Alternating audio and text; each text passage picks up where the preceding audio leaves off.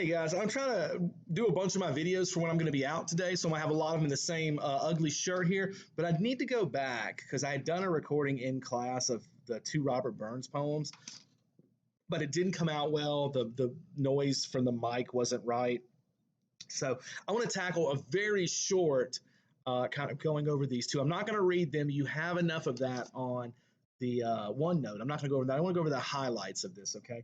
Let's look at To a Mouse first. To a Mouse has some really important things to it. It feels like it's just, and there's a lot of depth to this poem. You can do a lot with this. You can write about all sorts of different ideas from this one. Burns initially wrote in dialect. That's what's in your book. I gave you a translated version of this because the dialect is tough. It's Scottish dialect. It's going to use phrasing that you are unaware of, and it definitely will throw you if you try to read it. But the beauty of the dialect here is that Burns was willing to reach out and write for the people and not write for the upper class only, and realizing that poetry is not an elitist thing, even though it still has that stink of it today. You don't see a lot of like common everyday people doing poetry, although you don't in the South. All right, let's back up. Up north, and in big cities, you do see that. You see a lot of slam poetry, and even rap to a degree uses a lot of this. I mean, it really is still poetry. The good stuff is anyway. So Burns is realizing that poetry is meant to be shared with everyone, and one of the easiest ways to do that was to bring the language to the everyday people, and that's what this was about. He also writes about everyday subjects these people would be aware of. I mean, this first one is about a guy who's out, working in his fields and destroys the house. I say house, but you know what I mean. Destroys a mouse's, wherever he's trying to bunk down for the winter, and he destroys it on accident. I mean, this is something these everyday people would have read and known. The next one, To a Louse, is about watching lice in this lady's hair, which you might think is disgusting, and it is disgusting, by the way. But again, in that time period, it would have been a common experience. So he's taking common experiences that the common man would have and then putting meaning to them, which, I think was really awesome, and it was a great thing for Burns to do. So you should have read it already. If you haven't, pause the video, go do the reading. Make sure you know at least what I'm going to be talking about because I'm not going to read the whole thing to you. So as this poem begins, we have the speaker who's basically apologizing to this mouse. And the literal thing he's apologizing for is he's destroyed his home. As he's been cleaning his fields, he destroyed it. And it's getting to be winter, which is important because this mouse isn't going to be able to rebuild. I mean, this mouse's life is basically over at this point, all right? And the guy's really sorry for it. He's not just like, oh, screw you, mouse. Let's move on. I mean, he's not doing that. I apologize for that phrase. That probably wasn't the best one to use. But he's not telling the mouse, hey, I don't care about you. He's actually and I know people might laugh this, look at like this guy's really apologizing to a mouse. Yeah, that's actually what he's doing. But there's obviously more depth to it, right? And the key really starts in the second stanza. By the way, I think there's two or three like very differing points being made in this poem, which is kind of interesting. Here's the first one, though. He says, I'm truly sorry man's dominion has broken nature's social union. And he's talking about, I'm so sorry that man's intrusion into your world has basically caused, this separation. That's caused damage. He feels bad about that. He's indicating we're all members of this planet. We're all, he uses your poor earthborn companion and fellow mortal. He's like, we're not that different. Don't be scared of me. I apologize that this is happening. And again, you look at the time period. Burns wrote this in 1785. So you're looking at right before this big explosion of industrialism. But you're starting to see the precursors of that. You're seeing the world start to change, and you're seeing man expand, and you're seeing these advances in farming techniques and things like that are causing more and more, especially on a place like England, which has got very limited space. It's not like the U.S., which is tons of open space, not so much there. All right. He points out that there's no reason for him to be upset with the mouse. The mouse, yes, the mouse steals from him, but the mouse has to live. And of course, he's only taking a little. He won't even notice it. Now, I personally think that based on what I know about writers this time period, I'm going to put something on Burns here that may or may not be true. I feel like Burns is making a comment about poverty there. Again, pointing to this mouse who doesn't have very many resources. And, yes, he's a burden in some ways in that he steals from the guy who steals from his crops, but this mouse isn't going to take enough to cause him any problems. I think when you look at the poor, he doesn't necessarily mean stealing, that the poor stealing should be ignored. I think he's pointing to the fact that, we can look at this today with taxes. You can look at the fact that, if they put a 2% raise on a sales tax, let's say it goes from, I don't know what it is here, 10%, let's say it goes from 10 to 12. And that money was used to help, fund better housing for the homeless. I mean, I can see people having a meltdown, but guys, honestly, it's 2 cents on the dollar. If you spent $100, it would be an extra $2. It's not a big deal. You wouldn't notice it. We just like to gripe about it because heaven forbid, anybody takes our money. So, I feel like that's a little bit of the message in here. Even if it's not intentional, it's there now, and we can definitely bring it up and have that conversation. If I was sitting with you in class right now, depending on the class where I just made that comment about taxing, some of you would have looked at me like I needed to be punched in the face. Some of you would be nodding your heads in agreement. Some of you might be brave enough to have a conversation. We might have steered our way off into a 10-minute, side tangent here. But of course, over the video, that's not a possibility, sadly. But hey, let me sound like a YouTube person for 5 seconds. If you do want to say something about it, that's what the comments are for. Now, they won't show up automatically because I get to approve them because I'm one of those people. But if you've got something you'd like to say about it, I'd love to hear it. All right. So then he continues on and talks about, he draws attention to the fact that they did this in winter. So the mouse is, no, he doesn't have an opportunity to regroup. He's going to die. And again, I feel like this also goes to the poverty thing. It's about bad luck. Look at the final two lines. Let me pull up the translated that I have. The final two lines, not two lines, the final two stanzas. Sorry, I got to switch to your class. All right, and we're in week 25. And we'll come on up. Sorry, there's a lot here, as you know, if you've been looking along with me. Okay, so the last two stanzas. It says, but mouse, you are not alone. Improving foresight may be vain. The best laid schemes of mice and men go often askew and leave us nothing but grief and pain for promised joy. He's pointing out that planning ahead and things like that is great, but a lot of the times you still get blindsided by bad luck. And here's the thing about bad luck, and I think this is, again, where the social element of this shows up. Bad luck if you're a person with resources. You don't have to be super rich. Obviously, that counts. But even middle class, if something happens and my car was to break down, my family, there's 3 drivers and we all 3 have a car. So, my wife could drop me off or my son could drop me off or something like that. We have extra resources so that the bad luck doesn't wreck us. But if we were a 1-car family, my wife needed the car and it breaks down, and she can't get to work, she loses her job. And after that, we lose our house, and before long, we're on the street, and we have no resources to bounce back. So, this mouse has no resources to bounce back. His life and his livelihood are basically ended. And, the best laid schemes of mice and men go often askew is a very famous line. And again, it points out that whether you're a mouse like this or an actual man, we make plans all the time to backfire on us too. All right. And some of us don't recover from it, to be honest with you. You want to know why we have so many drug addicts and homeless people? A lot of them, that's the situation. They've gotten to a position where they were unable to bounce back. Maybe they were injured on the job and they got addicted to pain pills. Maybe there was a family tragedy. It's a parent that lost a child and it caused some sort of separation mentally for them. But there's all sorts of things that could have happened that put them in that situation because they just don't have the resources to bounce back. But the last line here, he says, still you are blessed compared with me. The present only touches you, but oh, I backwards cast my eye on prospects dreary, and forward, though I cannot see, I guess in fear. And he points out to the mouse, hey, at least you got this going for you.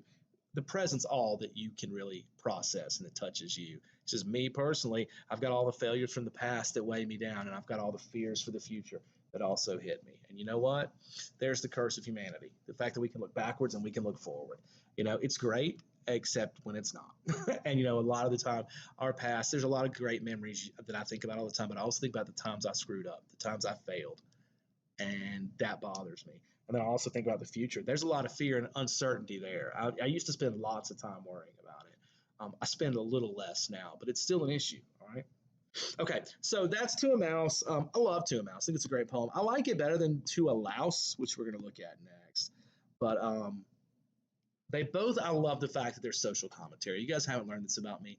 I feel like writing should be used as a weapon to fight social injustice. And I know that's a charged phrase these days with some of you. It automatically has leftist connotations. But I'm just talking about, things like, poverty's not a left or a right issue. It's just an issue. What we're going to look at here with class issues where, it seems like that bad things are just supposed to happen to the poor and the rich should be exempt from them. That's an issue that's not a political issue. It's just a mistaken worldview. So To a Louse kind of tackles that. So Again, I want you to go back and listen to the man give you the Scottish version of it, but I also want you to kind of read before. I'm not going to read it stanza for stanza. Okay, so in this one, basically we have a man talking to a louse, thus the title, and he's noticing this louse, which is the singular form of lice, by the way, if you didn't catch that. So it's crawling up this woman's hair, this fancy lady in church. We know she's in church because of the title. The title is actually to a louse on seeing one on a lady's bonnet at church. So we find out she's a fancy lady as we get into it too. But the guy's sitting there looking at it like, why are you crawling on her hair or on her crawling up her hair to her bonnet? You know, lice don't belong here. You belong on some poor person. You should go there. And again, notice the idea there that the rich are above things like, you know, bugs. Hey guys, man, if you got if your family's well off, you still have to pay the Terminex guy. All right, cockroaches come into rich people's houses just as easily as they do into poor people's houses. All right, so it's not like you have to be repulsed. Like, I don't deserve this. I'm wealthy. And again, I'm not saying people are as bad about that today as they might have been back then. I think the class separation was a lot worse well, definitely worse in older, back in the 1800s than it is maybe today, although it's still an issue. But I don't think it's a big issue, actually. Um, he continues on, and it's just this whole description of this terrible, disgusting bug climbing up this lady's hat. And then it gets to the top. All right. And then if you go to the last two stanzas, which again, kind of like the last poem, the last two stanzas are kind of where we're getting some of our real depth. The last two stanzas say, "Oh, Jenny, do not toss your head and set your beauties all abroad. You little know what cursed speed the blast he's making. Those winks and finger ends I dread are notice taking." He's telling her, don't shake, because she's trying to get attention. All right. She's a pretty girl. She's in church. She's got nice hair. She's shaking her hair to get people to look at her. And he's saying, don't do that. You don't want people looking at you. This has got two problems. If they look at you, they may see the bugs. Second of all, when she flings her hair, she's throwing these bugs towards other people. All right. So it's kind of an ironic image of this wealthy lady who thinks she's really pretty, who's actually about to spread, bugs to other people. And then he's got his last stanza. And I think this is kind of funny. I think there's some sarcasm here. He says, "Oh, with some power, the gift to give us to see ourselves as others see us." He's like, if only we could see ourselves the way others see us. And I pointed this out in class. I don't want to know what other people think about me unless it's positive. To be honest with you, I don't want to know how others see me. I'm sure a lot of you in my classes have very negative things to say about me. I hate that that's the case, but it would cause me, issues to sit there and hear that. So, once upon a time I used to give people questionnaires and ask them about things to improve in class. I don't do that anymore because I never was good at taking that. When people were honest and said, "Hey, Mr. Morse, I just don't like your class. Here's why." That always hurt. So now I just don't want to know unless it's something I need to know. I love when people have nice things to say because I'm a person who thrives on positive feedback. That's always been my thing. That's more important to me than money and gifts, any of that. But it's why I care so much when you guys write me letters and things like that, even if they're small and stupid. Like when y'all had to write those hearts to put on my door. I know that wasn't your choice, all of you, any of you probably. I think it looked like just anybody who you taught, you wrote them for, but they still meant a lot to me. And I've kept them all in my drawer, in my desk here, because everything positive the kids ever said I care about. But I don't want to know how everyone sees me. There's several of you in here who I definitely don't want to know what you think about me or my class, I'm sure. Um, he says it would from many a blunder free us and foolish notion. Now, he's not wrong there. Whoops. Sorry about that. That's my spam call that I get every day at this time. Apologies for the break in the video, but hopefully we're back now. He's not wrong that if we knew how others saw us, we would not have such bad, not bad, sorry, we wouldn't have such an inflated view of ourselves. We'd realize we're not as special as we think. Because, guys, even your friends and the people close to you have negative, if you were like, "Hey, can you be honest with me? Tell me the truth about this." A lot of them would tell you things you don't want to know. All right. He says, so it would save us a lot if we really knew how people thought. He says, what airs and dress and gait would leave us, and even devotion. He's like, if we really knew what others thought of us, we would not put on as many airs as we do and act like we're things we're not, like this lady who thinks she's so special. And really there's sarcasm dripping through here about the idea that, she thinks she's special, but she's got lice just like the poor people do. Wealthy people have problems just like poor people do. Now, they're not the same problems, and sometimes they are to a different degree, but, we're not better than others just because we think we are, because even people who are wealthy, my wife's got some people she works with who are very well off and they think they're the greatest thing on the planet. when they walk out of the room, everybody in the room's got nothing positive to say about them. I mean, that's a lot of us. We need to realize that, and then realize that instead we should work on our character to make us more likable as people, so that we understand that we're not as different as we think. Um, despite how much money's in your bank, we all struggle with the same things in a lot of ways. So that's Robert Burns. All right. Really cool stuff here. I really, really enjoy talking about him. So I hope you guys enjoyed talking about him in class. I know a couple of you who are at home this week wanted to do this. I actually taught this. I was in class for this one, but those of you who needed a little bit extra help, I hope this will shed some light on it. All right. Okay. Well, I'm going to stop this and I'm going to move on to record the things that are going to be around when I'm not going to be with you, when I'm taking my time off for my surgery. We're going to begin with I'm going to skip the William Blake stuff. I'm going to put up something on it later. Hopefully, I can just record in class for that. So we're going to start on whatever the next thing is. I think it's what let's say. I think it's going to be Shelly, Shelly and Dylan. Nope, that's not for you guys. This was all I have for you all. The rest of them were from last year. Now remember that. The other videos I have put up for you guys are going to deal with videos that I filmed during quarantine, fourth quarter quarantine last year. So there's going to be some references to being at home. There's going to be some references to the early stages of coronavirus, and also some references to people learning from home. So understand that those are dated. They don't really fit for our situation now, but it was perfect that those came up and I was able to use them in my videos instead of having to do a bunch of new ones. So I'm going to make some videos for my AP classes now, and then I'm going to come back probably tomorrow and hopefully record class when we're doing the Blake poetry. If not, I'll post that tomorrow as well. All right, guys. I hope you have a wonderful evening and a great rest of the week.